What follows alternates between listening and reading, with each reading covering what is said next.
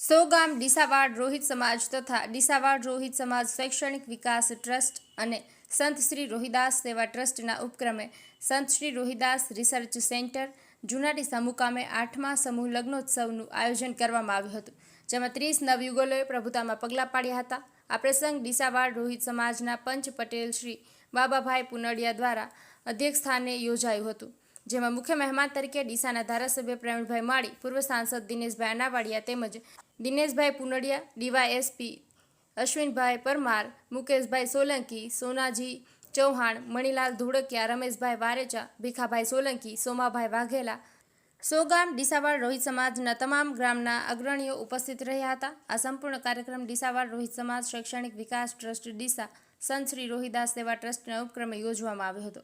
ટ્રસ્ટના પ્રમુખ શ્રી વિક્રમભાઈ સોલંકી તેમજ નામી અનામી તમામ મહાનુભાવોની ઉપસ્થિતિમાં ડીઆરએસ ટીમની સંપૂર્ણ કારોબારી ટીમ છેલ્લા 1 મહિનાથી આ કાર્યક્રમને સફળ બનાવવા સતત રાત દિવસ મહેનત કરી હતી।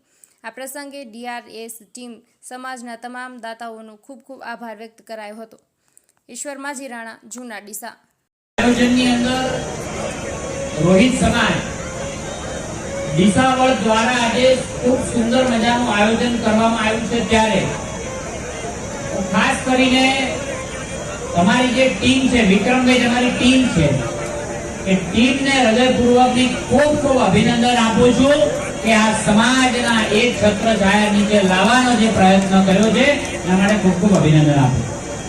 મોભીઓ બેઠા છે, બાબા કાકાનો પરિવાર એ સ્ટેજ ઉપર છે, અહીં દાતાઓ છે, જે મુખ્ય આપણા જમણવારના મુખ્ય દાતા છે દિનેશભાઈ, જે ડીવાયએસપી શ્રી અમદાવાદ છે, એવી રીતે આપણા અશ્વિનભાઈ, મુકેશભાઈ હોય આપણા સમાજના, અહીં આ ગામનું ગૌરવ નહીં પણ આખા બનાસકાંઠાનું ગૌરવ એવા દિનેશભાઈ અનાવાડિયા, અહીંના સરપંચશ્રીઓ, અહીં સોના કાકાજી લઈને તમામ આપણા પીએસઆઈ શ્રી પણ અહીંયા ઉપસ્થિત છે,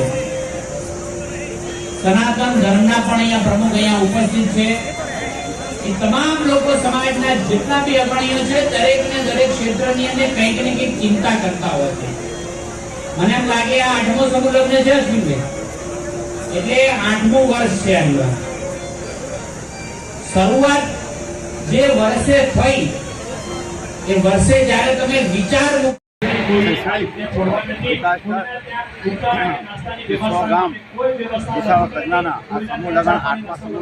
સમાજના આશીર્વાદથી 30 લગ્ન થયા છે અને આવા રિવાજો નીકળે અને સમાજમાં સારામાં સારા સમૂહ લગ્ન થાય એવી ડીસાવાડ સમાજના આગેવાનો અને ડીસાવાડ ક્લબના આગેવાનો ખૂબ ખૂબ અભિનંદન અને ખૂબ ખૂબ અમને આશીર્વાદ આપે છે।